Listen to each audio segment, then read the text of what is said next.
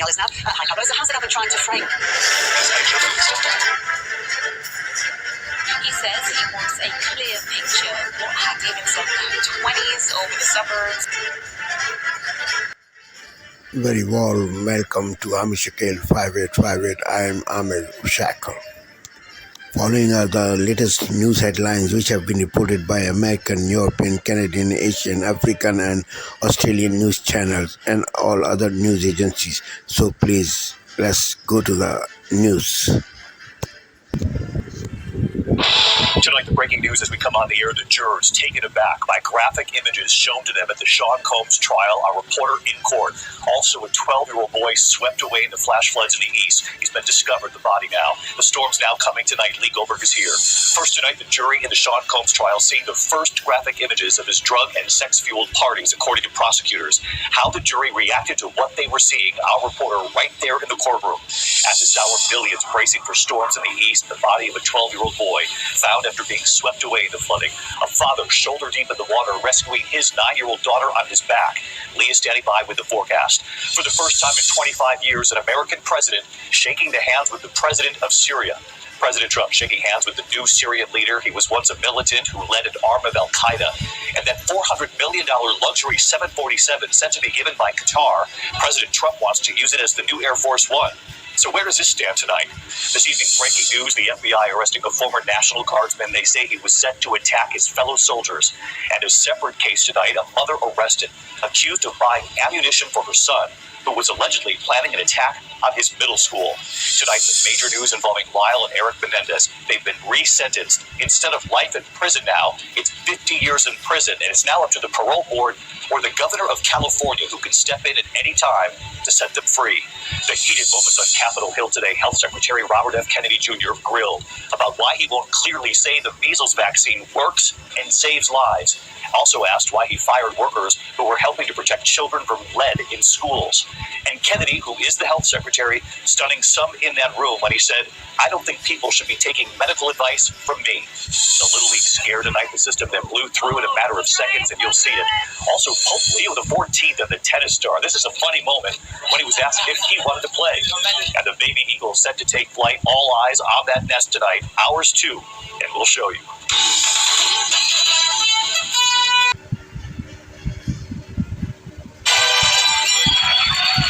Trump gets Rose a win. This is interesting. Major League Baseball reinstates Pete Rose after a lifetime ban, making him eligible for the Hall of Fame. Rose died in September, but Trump met with MLB Commissioner Rob Manfred a few weeks ago, and they discussed it. This had been going on for years. Then Trump gets into power, and all of a sudden, boom. Is it the Trump effect or something else going on? It's awesome. I love that he did this. By the way, Pete Rose, of course, he was a gambler. I mean, you're betting on him every night. He's against weather. He's against his own performance. He's against the other team. He's trying to make 2 bases out of 1. I mean, I'm just saying, like, we all knew that he was a gambler. And it wasn't the athletes or even the fans that said he shouldn't gamble. It was the administrators who, by the way, are unnamed and all were gamblers. Yeah. And also, he was only betting that his team would win. Correct. He wasn't. If he was betting that his team would lose, that's a whole different story. For sure. Yeah. I don't gamble, Emily. I find it immoral. At least that's what I say down at the club. Do you think this was a good move? I love it because I feel like it's an example of when you hear of someone that's like serving a 40-year sentence for marijuana. You know, what was sort of draconian now is acceptable back in the day. And I believe in rehabilitation. A lifetime ban sounds extremely definitive for betting on his own team. Like, I sort of don't see what the problem is in general. And also, though, obviously from Field of Dreams, I'm a huge Shoeless Joe Jackson fan, Ray Liotta. So obviously that I was more excited for just because of my... Why was he called Shoeless? I don't remember. Because he played Shoeless? I forget. I can't remember. He was so fast he would come out of his shoes. Oh, I love that. Oh, great. Well, you're some fan, Emily. Whatever. You know what we should do, Tyrus? We should make bets on stuff in the show. Yeah. Like, will Emily say "to your point" in block B? And then everyone at home's got to drink. Not today, I won't. We'll make a drinking game out of it. Yes. To get some Jack Daniels sponsors up in here. This is pointless. It was a lifetime ban. Hello, he died. That's true. That's exactly right. So it expired like you. Yeah, it's like, oh, great. I mean, the only good thing is that knowing Petey probably bet the under. Yeah. But, Parts of Manitoba up in flames this Wednesday night. The deadly wildfires racing through communities. Because it truly is a tragedy. The evacuations, destruction, and anxiety over what's next. The new federal cabinet's priorities. Internal trade has become sexy. The tax cut the Prime Minister is promising in just weeks. Mounting turbulence, the sky-high cost, soaring controversy, and bipartisan backlash overturning this luxury jet from Qatar into Air Force One. And taking hockey to heart. The stress of the Stanley Cup playoffs on your health. Global National with Donna Friesen, reporting tonight through Gotcha. Good evening, and thanks for joining us. We begin with breaking news out of southern Manitoba, where police say 2 people have died in a wildfire. Strong winds and hot temperatures have led to rapid growth of several wildfires east and northeast of Winnipeg over the past couple of days. And the flames spread fast in cottage country near Lac du Bonny, killing a man and a woman. While we cannot confirm their identities until an autopsy is completed, we were aware that these individuals have been trapped in the fire. Due to extreme conditions yesterday afternoon, emergency personnel were not able to reach the location until this morning. There are no additional reports of missing people, but the shores of Lac du Bonny are lined with homes and cabins, and there is grief tonight.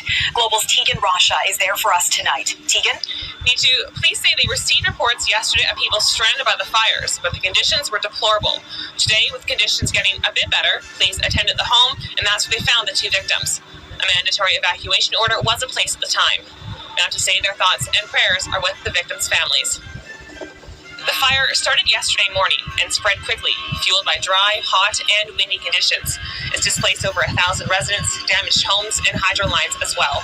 The extent of the damage is unknown, but officials say over 3,000 hectares has burned. Reeve Lawrence Schickel says this is a situation his community has never faced. Well, the areas that have been impacted there are significant. The water bombers, those pilots, they're heroes. They saved countless residents because it was out of control. Bulletin here on GB News, the People's Channel. Britain's news channel. Headliners on GB News 11 PM every night. It's got 3 top comedians going through the next day's newspapers so you don't have to read them, which is great. That's a good point. He's lying. I mean, maybe he's not lying. That's Headliners every night from 11 PM and 5 AM as well on GB News, Britain's news channel. Join me, Nana Akwe, for an informative, interactive news program with difference. It's fun. No, you didn't say that, Dan. I'm so surprised. I think there's an element of truth to that. Then join me from 3 PM every weekend, only on GB News, Britain's news channel.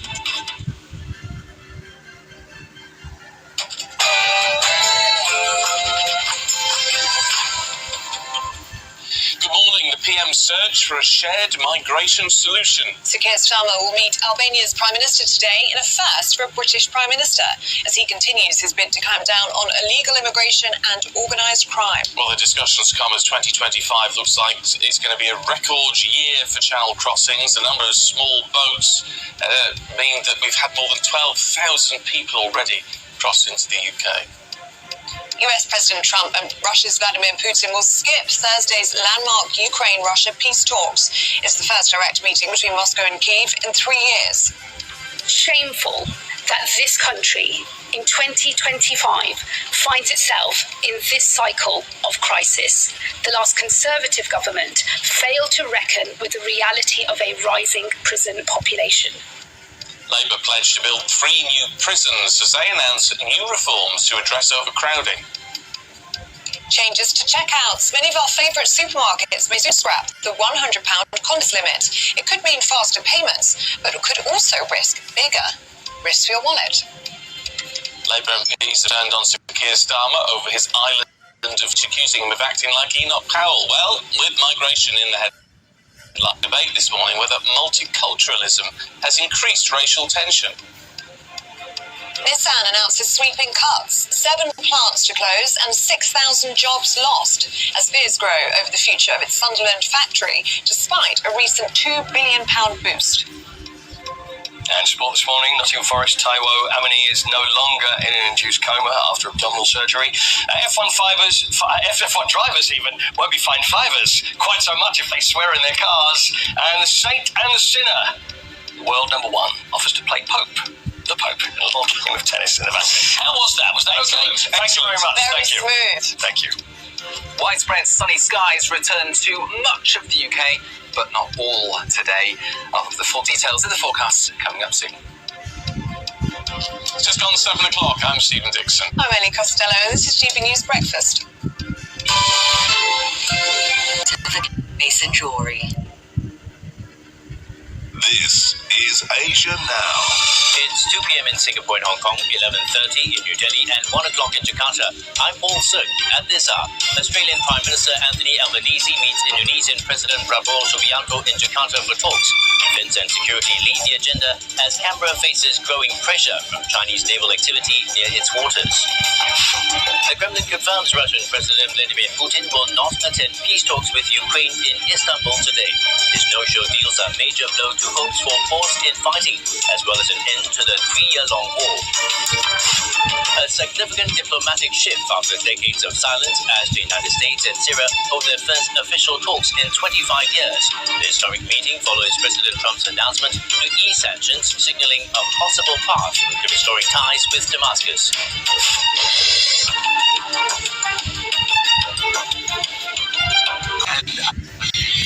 Well, maybe you should host the show.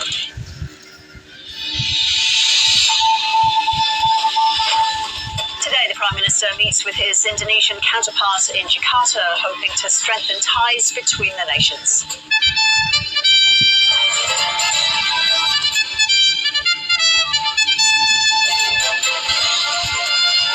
Queensland Senator Larissa Walters elected leader of the Greens, replacing Adam Vance, who lost his seat at the election. Police hunt a man in Sydney's west after the Tongan national allegedly stabbed a Border Force worker. Vision released of the moment a Melbourne synagogue is set alight last December. And Vladimir Putin refuses a challenge to attend face-to-face peace talks with Ukraine's Volodymyr Zelensky in Turkey.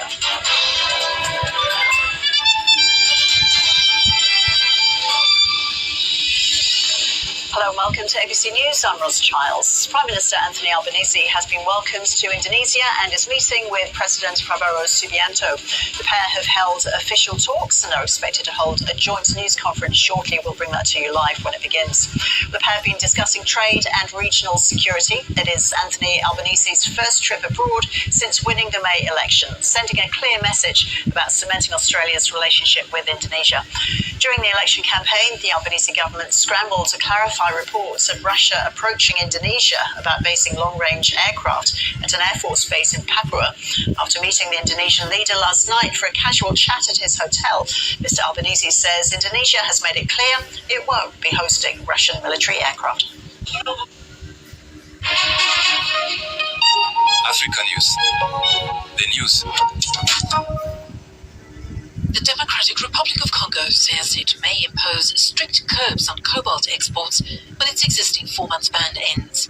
The country accounts for nearly 3/4 of all global cobalt mine production, but since February, it's enacted a 4-month export suspension of the metal.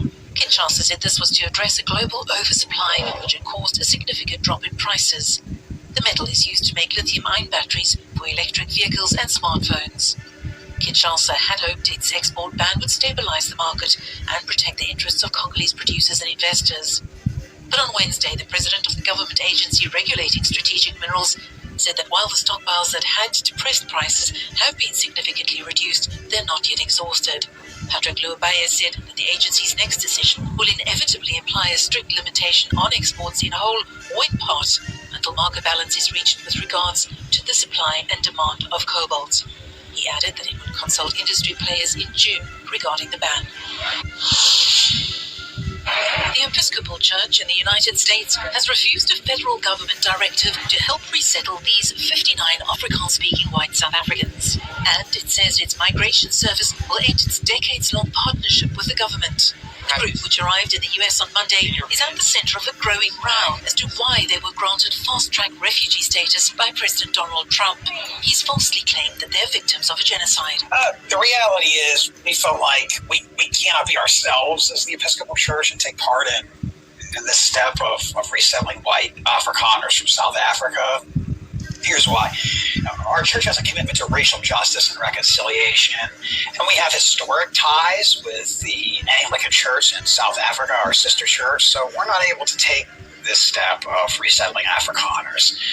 Additionally, we're sad and really ashamed that many refugees who are being denied entrance to the United States are brave people who've worked alongside our military in Iraq and Afghanistan and now face danger in their home countries because of their service to our country, and that white South Africans have been fast-tracked. This doesn't make sense. It really doesn't align with our values as a church.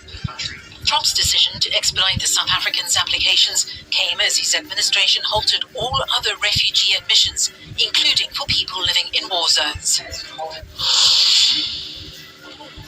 Across the globe, 160 million children are trapped in child labour, many in dangerous, hidden conditions.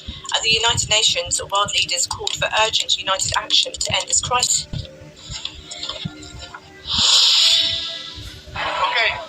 The FIFA World Cup trophy centre stage at an exhibition in Asuncion as part of the 120th birthday celebration of the World Football Body.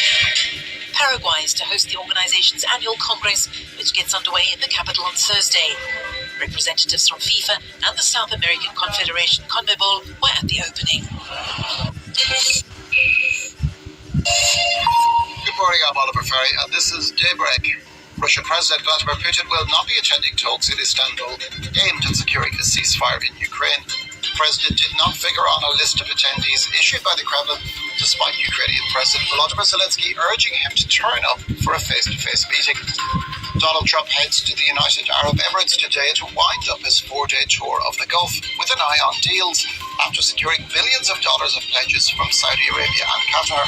Trump also met new Syrian interim leader Ahmed al-Shara on Wednesday after announcing Washington would lift sanctions on Damascus. And Tom Cruise is the centre of attention at Cannes as the Hollywood star unveils the final installment of the Mission Impossible franchise on the Croisette. Final Reckoning brings to a close an 8-film series that stretches back almost 30 years.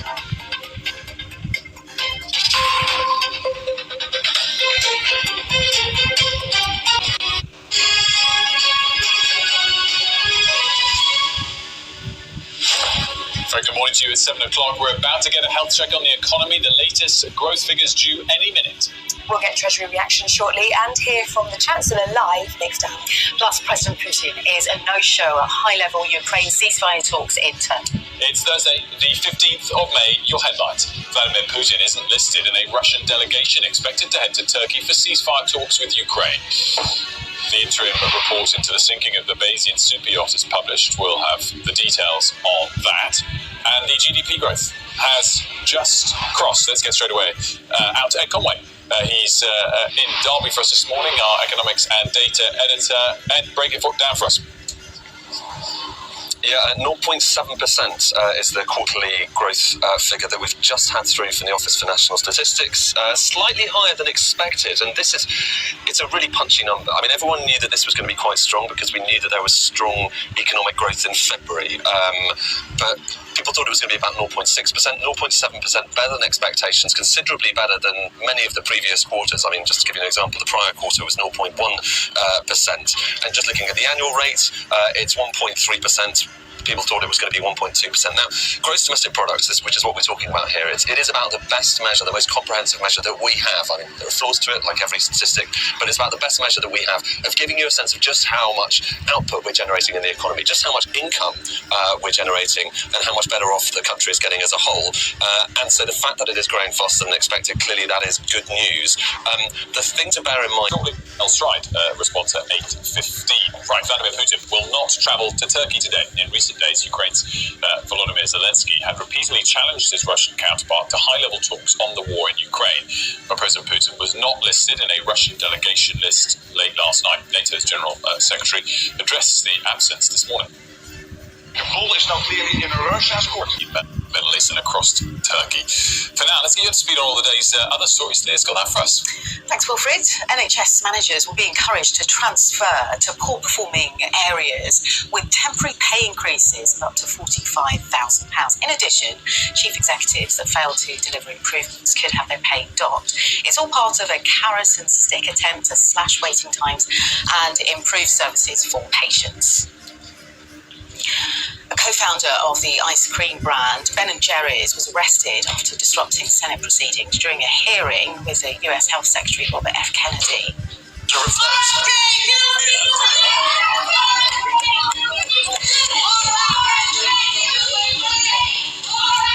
Ben Cohen accuses Congress of playing a role in the deaths of children in Gaza, the Israel-Hamas war. Officers physically, as you saw, removed Cohen and 6 other protesters. Now, it turns out a copy of the Magna Carta owned by Harvard Law School is actually a rare original from the 14th century. Now, the discovery by researchers at King's College London and the University of East Anglia means the document is just one of 7 from King Edward's 1300 issue of the Magna Carta that still survived. Football fans will be able to celebrate later into the night should England or Wales reach the semi-finals or final of the Women's Euros in July. So the rules will change, allowing extended pub trading until 1 o'clock in the morning. The tournament is being held in Switzerland. Today marks the official beginning of what is being called a water bathing season. It's a period which lasts till around September, where water quality is monitored across 451 locations by regulators just to inform and protect swimmers. Great stuff, thanks so much. Now, an interim report into the sinking of the Bayesian super yacht has been published, and it suggests it was brought down by an 80-mile-an-hour wind, killing 7 people. Ashna is here to tell us more about this report, and of course you remember Ashna was reporting... Democracy.org/give. Welcome to Democracy Now!, democracynow.org, The War and Peace Report. I'm Amy Goodman. Israel is intensifying its assault on Gaza as President Trump visits the Gulf region. At least 70 Palestinians, including many children, were killed earlier today when Israel struck 5 residential buildings in Jabalia City and its refugee camp. On Tuesday, Israeli warplanes dropped 9 bunker-buster bombs on the European hospital complex, killing at least 28 Palestinians and wounding dozens of others. Israeli officials claim the target of the attack was Mohammed Sinwar, a top Hamas leader. Hamas has denied claims it operates out of hospitals. Meanwhile, mourners gathered Tuesday in Khan Yunis for the funeral of the prominent Palestinian journalist Hassan Asliya, who was killed in a targeted strike earlier in the day while he was... Good evening, I'm Jeff Bennett. Amna Nabaz is away. On the News Hour tonight, a turning point for Syria. President Trump meets with that nation's new leader, a man who previously led a U.S.-designated terrorist organization. Congressional Republicans push ahead on the president's spending and tax cuts, despite opposition from Democrats and some within their own party. And as Robert F. Kennedy Jr. testifies before Congress, we speak with people with autism and their families about how his comments are influencing the way Americans think about the condition. For someone to try and put a cap on our limitations and tell us what we aren't capable of doing, it's insulting, it's dehumanizing.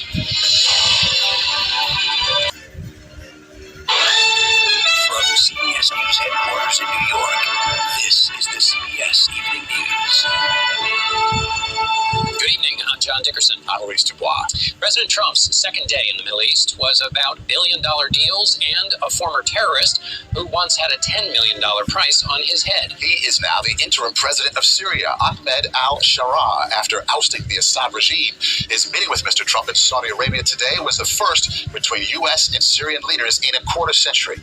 Families of the Israelis held hostage in Gaza by Hamas hope that while the president is in the region, he will turn his attention to getting their loved ones released. We'll have more about that later in the broadcast, but we begin tonight with Margaret Brennan in Washington and Nancy Cordes, who is traveling with the president in Qatar. Nancy?